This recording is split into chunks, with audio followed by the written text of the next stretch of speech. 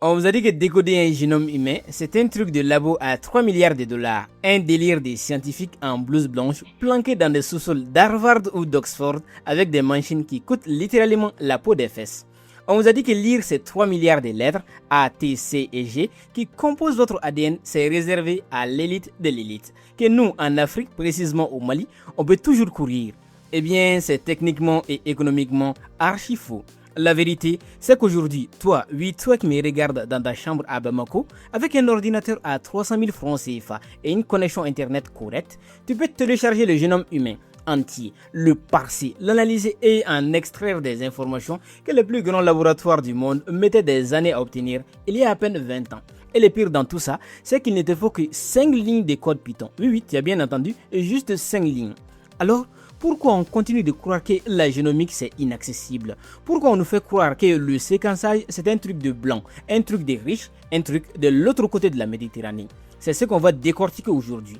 Au labo, on va démonter les mythes et je vais te montrer, code à l'appui, comment Python a fait exploser les portes de la génomique. Mais avant de poursuivre, je t'invite à t'abonner et à liker cette vidéo si ce n'est pas encore fait.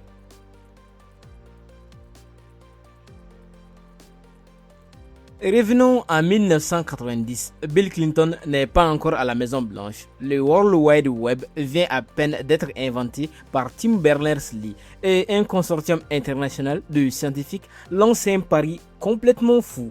Lire l'intégralité du génome humain, les 3 milliards de lettres, une par une.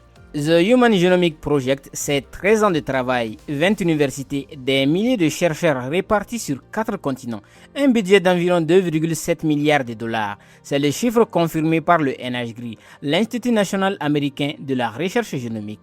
Le budget initial projeté était de 3 milliards sur 15 ans, mais le projet a été terminé 2 ans plus tôt que prévu. La technologie utilisée, c'était le séquençage Sanger, une méthode développée en 1977 par Frederick Sanger, qui lui a valu son 2e prix Nobel. Oui, tu as bien entendu, son 2e prix Nobel. L'homme en avait déjà gagné en 1958 pour la structure de l'insuline. C'est ce qu'on appelle la méthode de terminaison de chaîne par didésoxynucléide, fiable, précise et d'une lenteur absolument insoutenable à l'échelle d'un génome entier. Je te donne un ordre de grandeur. Une machine Sanger des années 90 pouvait lire environ 500 à 1000 paires de bases par ronde, donc par exécution. Le génome humain en fait 3 milliards. Fais les calculs. C'est comme essayer de vider le fleuve Niger avec une cuillère à café. Et pourtant, ils l'ont fait. En février 2001, la première ébauche est publiée simultanément dans The Nature par le consortium public et dans Science par Celera Genomics, la compagnie privée de Greg Venter. En avril 2003, le projet est officiellement terminé. Mais, et c'est là que ça devient intéressant, ce génome n'était même pas complet. Il manquait environ 8% du génome, les régions les plus complexes telles que les centromères, les télomères, les régions répétitives. Il a fallu attendre mars 2022 pour que le consortium T2T ou télomère to télomère publie dans Science le premier génome humain véritablement complet, sans aucun trou, 3,055 milliards de paires de bases, 32 ans après le lancement du projet initial. Alors, pourquoi on y croit autant à ces mythes du génome inaccessible? Parce que pendant des décennies, le récit qu'on nous a vendu c'était la génomique, c'est de big science, c'est des budgets d'État, c'est des infrastructures que seul l'Occident peut se payer. Et on l'a cru, normal, les chiffres étaient réels. 2,7 milliards de dollars, c'était bien réel. Sauf que pendant qu'on nous racontait cette histoire, quelque chose de complètement dingue était en train de se passer dans les laboratoires.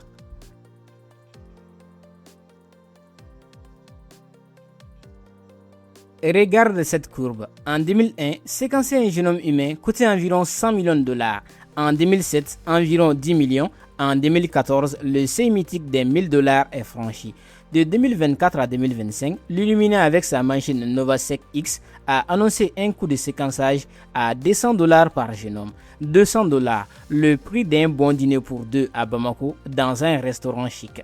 Plus sérieusement, cette courbe, les biologiques l'appellent parfois la courbe Carlson et elle est absolument unique dans l'histoire de la technologie. Elle descend plus vite que la loi de Moore, plus vite que le coût du stockage informatique, plus vite que n'importe quelle autre technologie humaine documentée. Qu'est-ce qui s'est passé? Deux révolutions simultanées. La première révolution, c'est le Next Generation Sequencing. Le Lumenia, la boîte californienne a industrialisé le séquençage. Leur machine iSeq puis NovaSeq lisent des milliards de fragments d'ADN en parallèle. Là où Sanger lisait un fragment à la fois. C'est le passage du rangement des bibliothèques livre par livre au scan intégral de tous les rayons simultanément. La deuxième révolution, c'est l'Oxford Nanopore. Ces chercheurs ont inventé un séquenceur qui tient dans la paume d'une main, le Mini ION, un appareil dont le pack de démarrage officiel coûte aujourd'hui $3150, ce qui reste dérisoire comparé aux millions de séquençages classiques.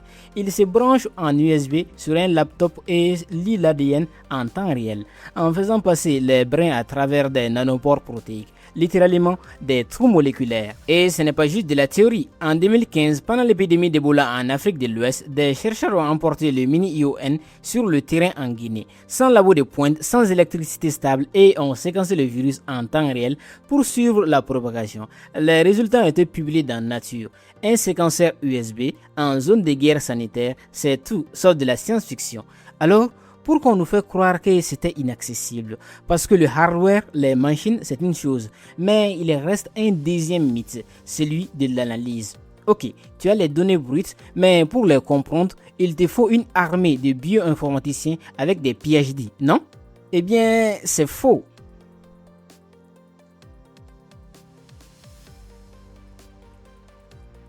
Ici, on entre dans le vif du sujet. Vous et moi, on est sur une chaîne qui s'appelle Wally Labgest. La biologie médicale rencontre les codes. Et c'est exactement ici que la magie opère. Python est devenu la lingua franca de la bioinformatique. Pour une raison simple, c'est lisible, c'est rapide à écrire et la communauté scientifique a construit dessus des bibliothèques qui sont des chefs-d'œuvre d'ingénierie. La bibliothèque reine, c'est BioPython. La version stable actuelle, c'est BioPython 1.87. C'est un ensemble d'outils gratuits, open source, maintenu par une communauté internationale de chercheurs depuis plus de 20 ans.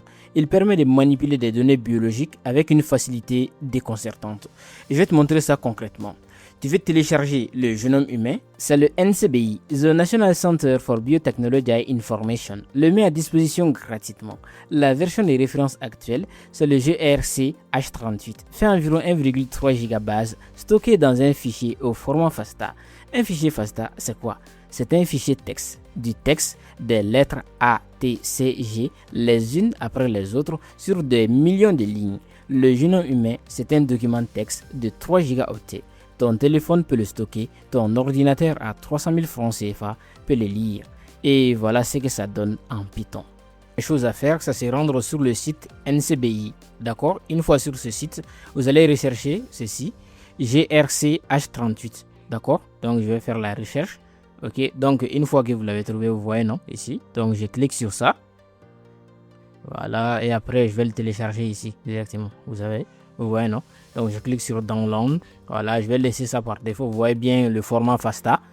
D'accord. Donc et je viens ici, je le télécharge. Comme je l'ai déjà téléchargé, je vais vous le montrer ici. Voilà, voici ce que j'ai téléchargé.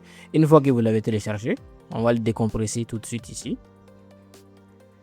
D'accord. Ok. Voilà, donc je vais le décompresser ici. Donc on va partir avec la dernière version. Voilà, ici, vous voyez non? Le GF, voilà, le CF plutôt. Donc je vais extraire ça directement. Voilà, donc on va attendre. D'accord, une fois qu'on extrait les fichiers, voilà, donc vous voyez ici non. Donc on va faire en sorte d'ouvrir Visual Studio Code dans ce répertoire-ci. D'accord. Comme je vous l'avais dit, on va ouvrir Visual Studio Code, notre éditeur de code, à l'emplacement où se trouve notre fichier au format FASTA. D'accord, donc je vais cliquer ici, ouvrir le dossier. Vous allez voir pourquoi ça c'est important de le faire. Je vais me rendre où est-ce que le dossier se trouve derrière. Voilà, voilà ici. Voilà, c'est notre dossier en question. Donc je l'ouvre ici.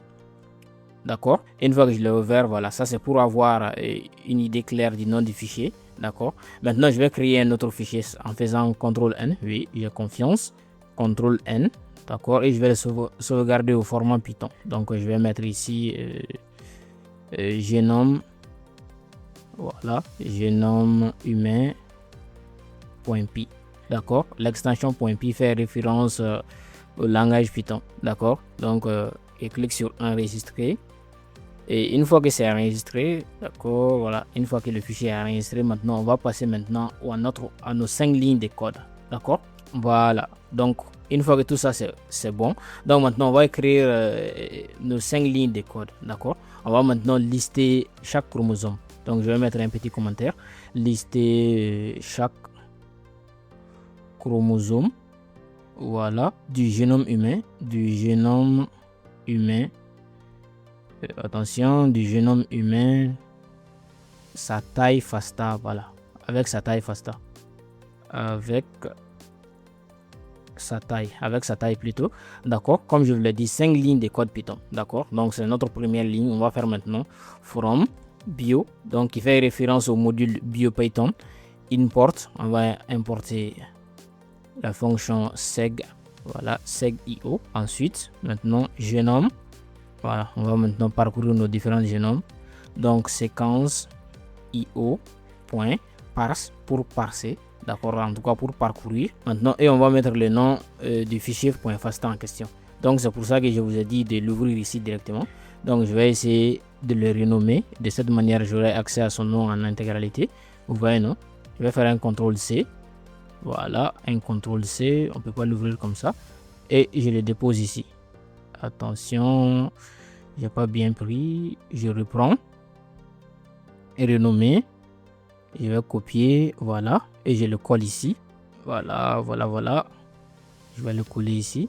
Voilà, point FN, voilà, FNA, donc pour FASTA. Et après, on va mettre ici l'extension utilisée qui est bien évidemment FASTA.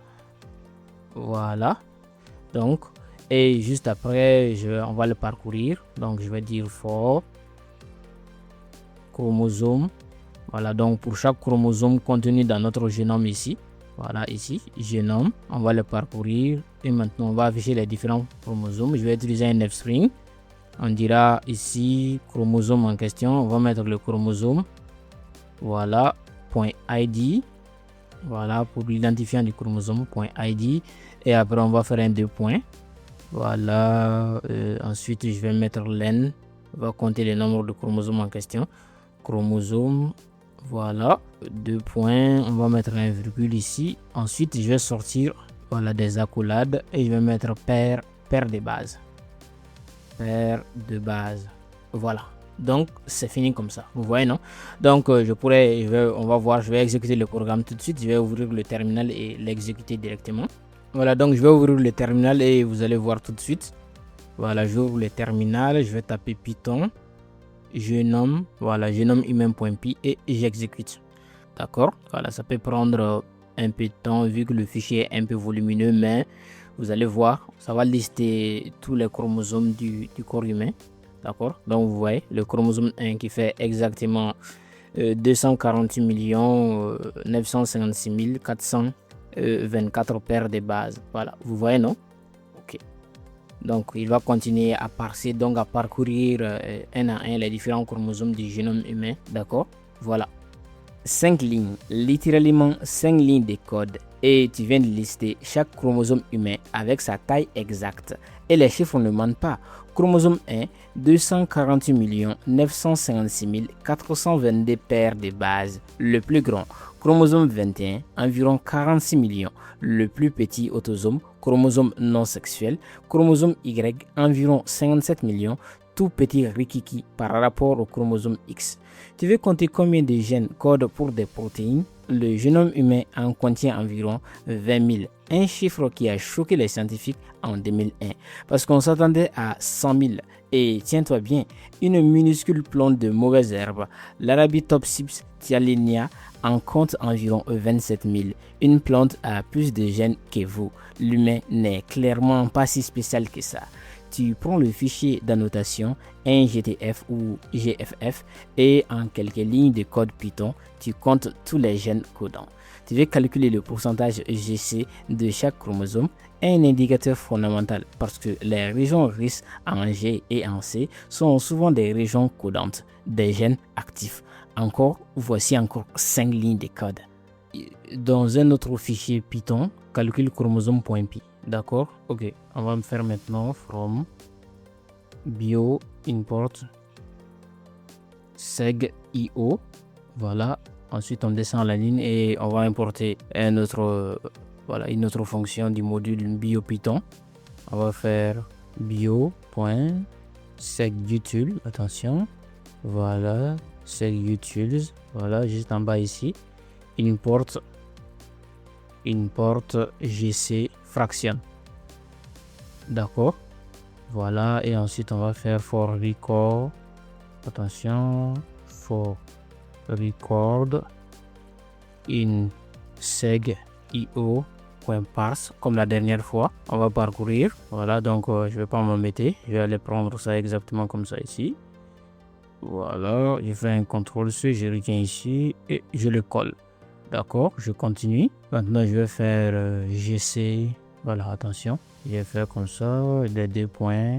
Voilà, gc est égal à gc fraction. Voilà, la fonction qu'on a importée, fraction, et on va mettre record. Voilà, donc chaque parcours, on va rechercher un segment, ou plutôt une séquence bien précise. D'accord. Et on va rechercher maintenant son pourcentage en le multipliant par 100 plutôt, d'accord. Et ensuite on l'affiche tout simplement print. Je vais utiliser un string record.id comme avec l'autre là, d'accord. Et je m'assure bien de sortir ici. Je vais mettre les 2 points comme ça, d'accord. Ensuite gc, voilà, 2 points, d'accord. Et je vais faire point 1 F. Voilà, donc c'est une syntaxe Python qui permet seulement de ne tenir compte que d'un seul chiffre après la virgule. D'accord. Pourcentage GC. D'accord. Ok, donc vous voyez, non, 5 lignes. Donc ça fait 2 exactement. Et là, ça fait les 5 lignes. Vous voyez, non? Ok. À noter que depuis BioPython 1.80, la fonction GC a été remplacée par GC fraction qui retourne une fraction entre 0 et 1, d'où la multiplication par 100. Si tu vois des vieux tutoriels avec GC, c'est le même calcul mais retournant déjà un pourcentage. Et voilà, le chromosome 19 sort autour de 48% de GC. C'est aussi le plus dense en gènes de tous les génomes humains avec plus de 1400 gènes codant sur seulement 58 millions de paires de bases. Densité génétique 2 fois supérieure à la moyenne du génome. Les autres chromosomes oscillent entre 36% et 45% de GC. En 5 lignes, tu viens de produire une analyse que des doctorants passaient des semaines à faire en 2003. Alors, pourquoi on y croit autant à ces mythes du « c'est trop compliqué ».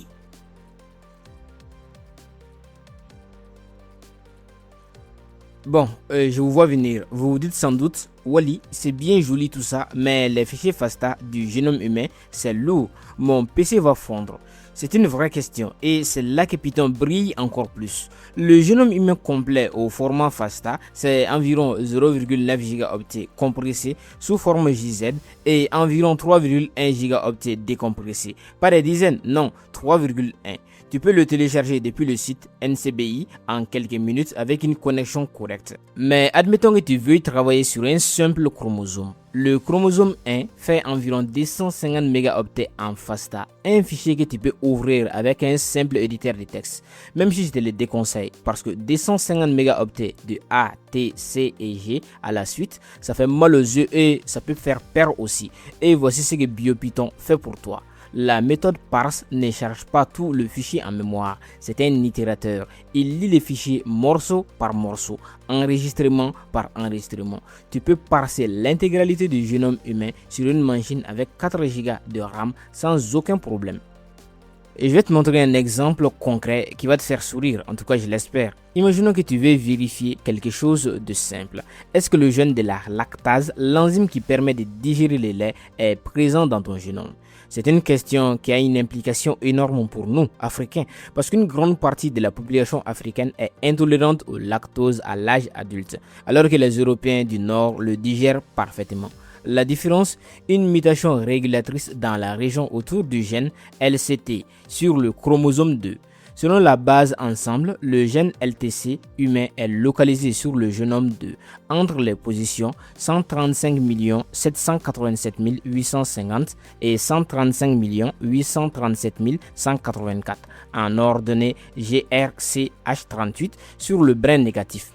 Avec Python et BioPython, voici comment tu télécharges juste cette région sans rapatrier tout le chromosome. Je te montre ça tout de suite. Il vous suffit d'utiliser ces codes-ci.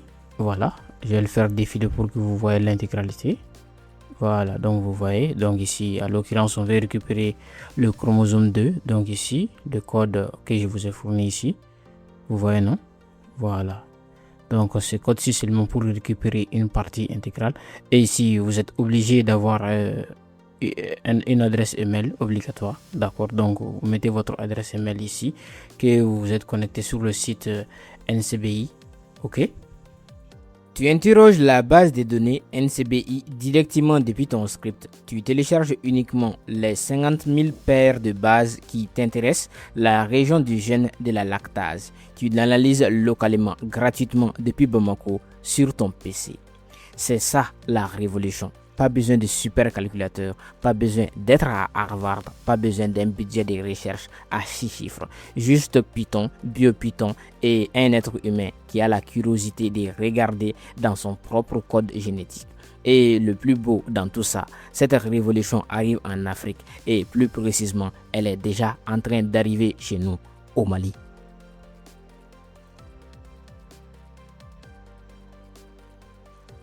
Le 4 février 2026, l'Université des sciences, des techniques et des technologies de Bamako, l'USTTB, publiait un communiqué qui n'a fait la une d'aucun journal grand public. Et pourtant, c'est historique. Le laboratoire de biologie moléculaire et génomique de l'UCRC, The University Clinical Research Center à Bamako, est désormais opérationnel pour le séquençage génomique. Un laboratoire qui a fait du diagnostic moléculaire, du séquençage nouvelle génération et qui conduit des études sur la réponse immunitaire et l'antibiorésistance au Mali en 2026. Le NIAID américain, l'Institut national des maladies infectieuses, confirme officiellement sur son site The Newly Renovated Molecular and Genomic Laboratory include PCR equipment and multiple sequencing platform supporting pathogen discovery.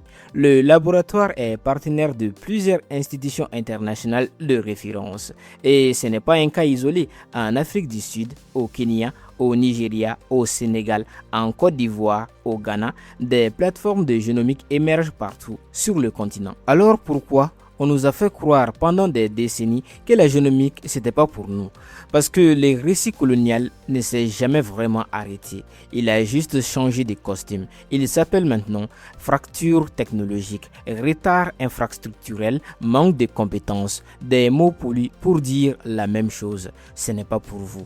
La vérité, c'est que la biologie moléculaire en Afrique n'a pas un problème de compétence, elle a un problème d'accès. Et c'est exactement là que Python et l'open source changent la donne. BioPython gratuit, les données du génome humain sur le NCBI gratuite, les tutoriels, la documentation, la communauté en ligne gratuit. La seule barrière, c'est une connexion internet et un PC. Et ça, c'est un problème politique et économique, pas un problème scientifique. Et c'est pour ça que j'ai fait cette chaîne. Wally Labegeste, ce n'est pas juste un nom, c'est une idée. La biologie rencontre les codes et cette rencontre peut se faire ici, au Mali, en Afrique, partout où il y a un cerveau curieux et un clavier.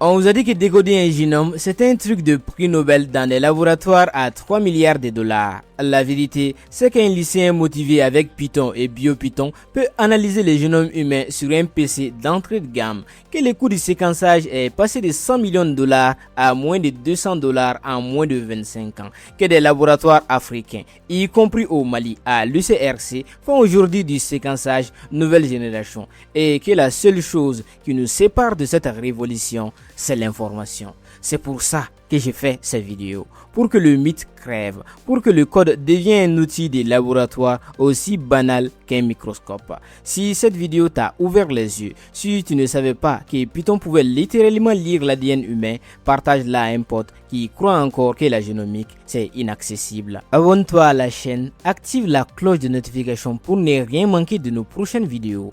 Au labo, on continue de coder, on continue de décoder et on attend la permission de personne. On se dit à très bientôt et d'ici là, prenez soin de vous.